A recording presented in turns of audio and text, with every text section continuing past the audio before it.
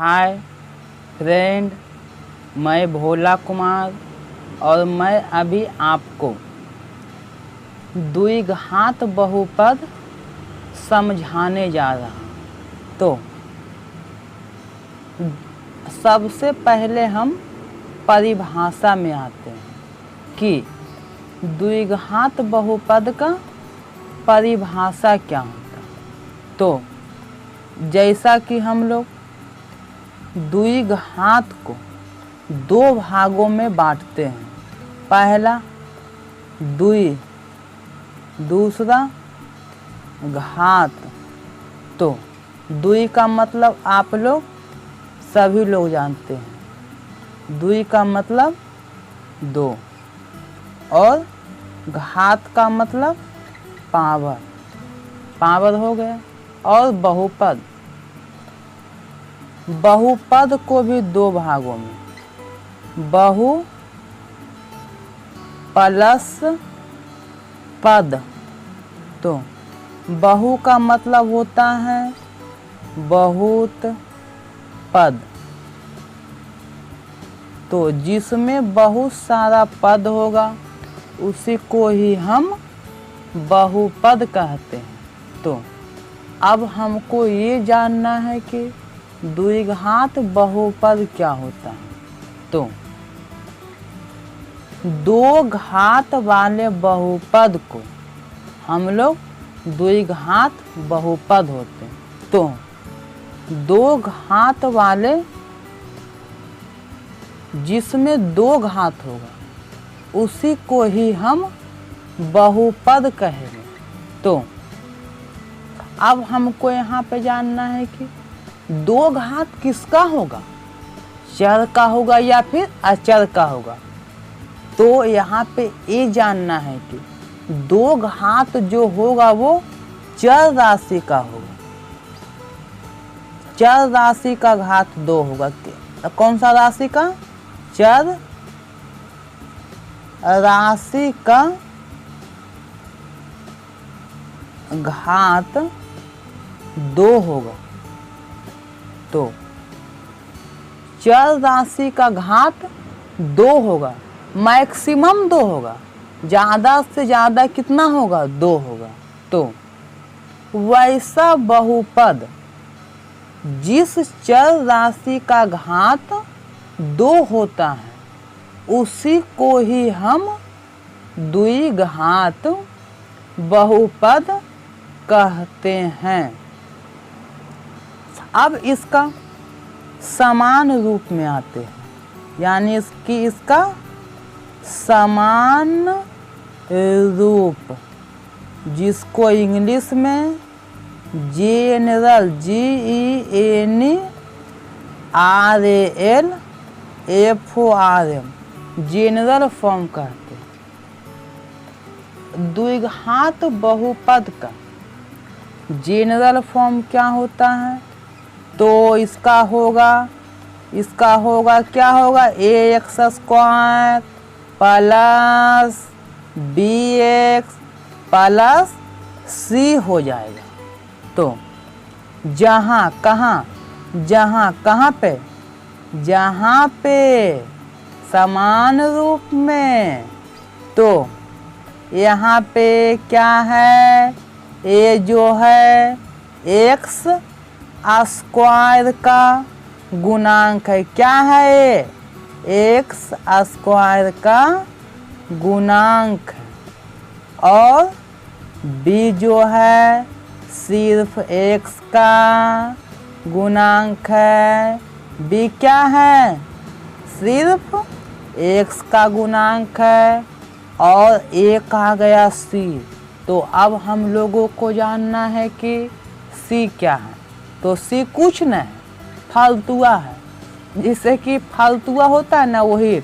और फालतुआ को हम लोग गणित के भाषा में कहते हैं अचर पद कहते हैं। कौन सा पद? अचर पद। जो कुछ बच गया उसी को ही हम अचर पद कहते हैं। हाँ, अब हम लोग यहाँ पर जैसे में आते हैं। कैसे में जी? तो जैसे में, कैसे में? जैसे में रहेगा 5x² प्लस 4x प्लस 2। अब हमको यहाँ पे ध्यान रखना है कि समान रूप के फॉर्म में है ना, जैसे कि यहाँ ax² plus bx plus c एकदम है। तो हमको यहाँ से कुछ नहीं करना है, सबसे पहले a b c का मान निकालना। a b c क्या है? a b c। तो जानिए, अगर आपको a b c का मान मालूम करने के लिए आ गया तो द्विघात बहुपद खत्म हो गया। द्विघात बहुपद में कुछ भी है नहीं, सिर्फ और सिर्फ a b c का मान निकालना है। जैसे हम समझिए, इसके आगे x² के आगे जो है वो क्या होगा? a, यानी कितना 5 होगा। x के आगे जो है वो b कितना हो जाएगा? 4 हो जाएगा। और फालतुआ कौन बचा है? अचर पद c जो 2 हो जाएगा। हमारा ये क्या रह गया? a b c की है ना, कीजिए, है ना? हाँ है। अब इसके आगे क्या है? अब इसके आगे हमको जानना है कि शून्य क्या होता है। द्विघात बहुपद का शून्य निकालना है, यानी कि हम हच मारते हैं। हच कैसे होता है? 2 गो उठल और 2 गो सुतल, इसको हम लोग हच कहते हैं। तो द्विघात इसका क्या होगा? द्विघात बहुपद का। आज ये कौन सा पद का? तो द्विघात बहुपद का शून्यक। द्विघात बहुपद का शून्यक। अगर कहेगा द्विघात बहुपद का शून्यक निकालने के लिए तो कुछ नहीं करना है। क्वेश्चन जो रहेगा, पहले हमको शून्यक यहाँ पे शून्य करके जो क्वेश्चन रहेगा उसको क्वेश्चन को 0 के बराबर करना है, वही शून्य हो गया। आज शून्य का मतलब शून्य, उसको 0 के बराबर कर दो, शून्य हो गया। कितना इजी है।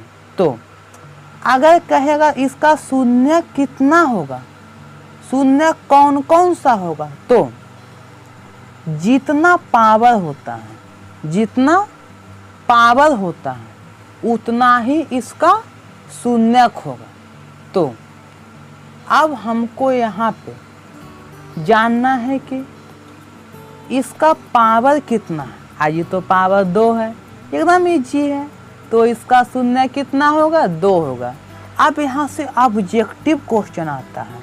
यहाँ से ऑब्जेक्टिव क्वेश्चन नोट में देखिए, नोट में यहाँ पे याद रखना है क्या चीज़ ये। अब यहाँ से ऑब्जेक्टिव क्वेश्चन कहेगा न कि द्विघात बहुपद का कितने शून्यक होते, तो आपको डायरेक्ट कहना है कि यहाँ पावर 2 है जी, तो 2 शून्यक होगा। तो अब यहाँ से जानिए, द्विघात बहुपद का 2 शून्यक होते हैं। ये आपका पहला क्वेश्चन बन गया। और आपके मैट्रिक के एग्जाम में ये क्वेश्चन पूछा हुआ है। क्वेश्चन पूछता है कि द्विघात बहुपद के कितने शून्यक होते हैं। आपको ऑप्शन रहेगा 1 2 3 4। आपको जहाँ पे 2 रहेगा उसमें उसको रंग देना है, तो आपका यही आंसर होगा।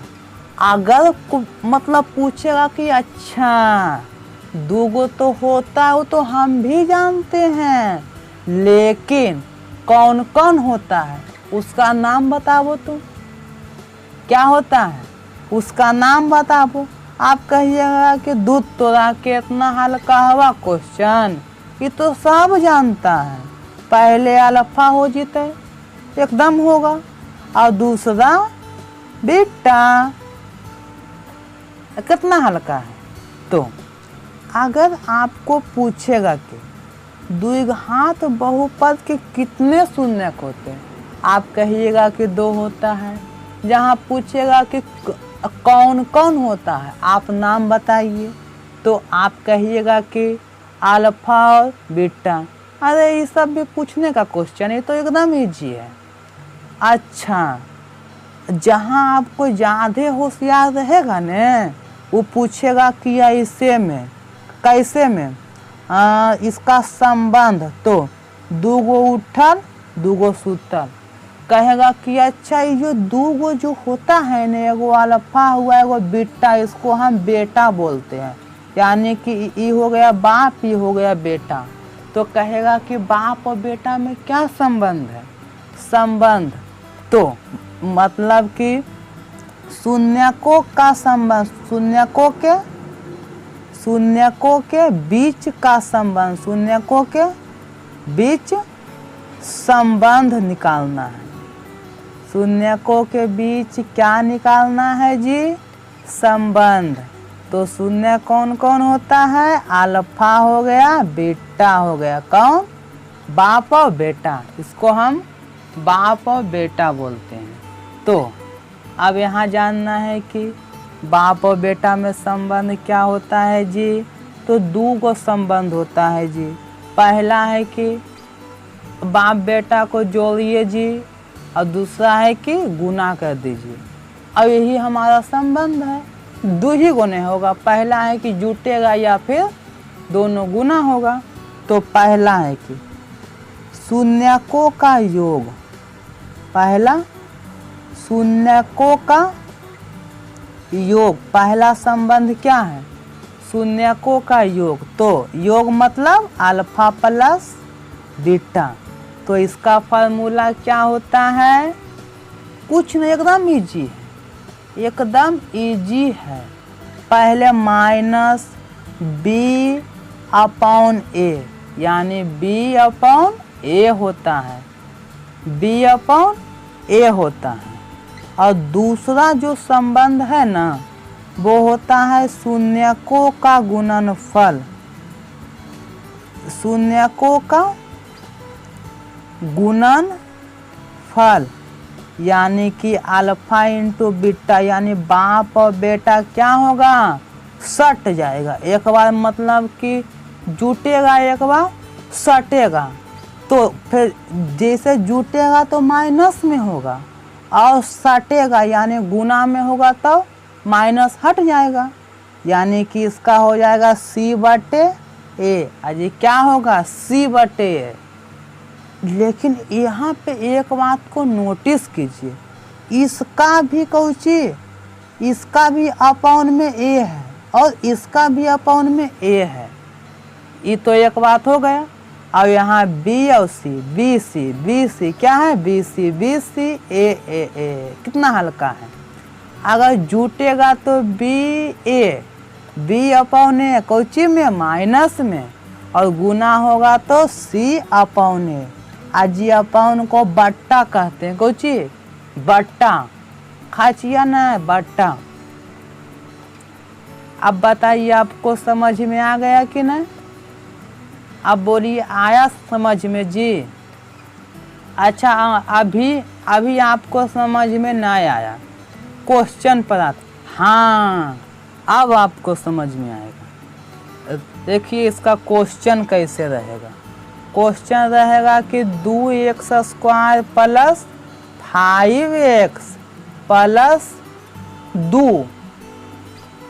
2 है न। कहेगा कि इतना का शून्यकों का, अजी किसका? शून्यकों का योग एवं गुणनफल ज्ञात करें। गुणनफल ज्ञात करें। और आप इसको एकदम VVI कीजिए। कौची? VVI, यानी कि परीक्षा में पूछेगा। आज पूछेगा ना, पूछता है और पूछा हुआ है, यानी कि हर एक साल क्वेश्चन आता है। तो कुछ नहीं करना है जी, कुछ नहीं। सबसे पहले A B C, A B C, A B C, A कितना होगा यार, एक्स स्क्वायर के आगे जो होता है वो क्या होता है, एक्स के आगे जो होता है वो बी, और जो फालतुआ बच गया वो सी। कितना हल्का है हाजी, एक्स स्क्वायर के आगे ए, एक्स के आगे बी, और जो फालतू बच गया वो सी हो गया। एकदम है। अब क्या पूछ रहा है, बाप बेटा के बीच संबंध। तो पहले आपको पता है कि दो संबंध होता है। पहला संबंध होता है क्या, जुटेगा, क्या होगा, जुटेगा तो माइनस में बी बट्टा ए, बी अपॉन ए होता है ना। तो माइनस में है, बी का वैल्यू कितना है 5, यहाँ 5 लिखिए। अपॉन में ए का वैल्यू कितना है 2 है, तो यहाँ से 2 लिख दीजिए। अब दूसरा संबंध क्या होता है, सटेगा यानी गुना होगा, यानी कि गुना होगा। तो इसका फार्मूला होता है सी अपॉन ए।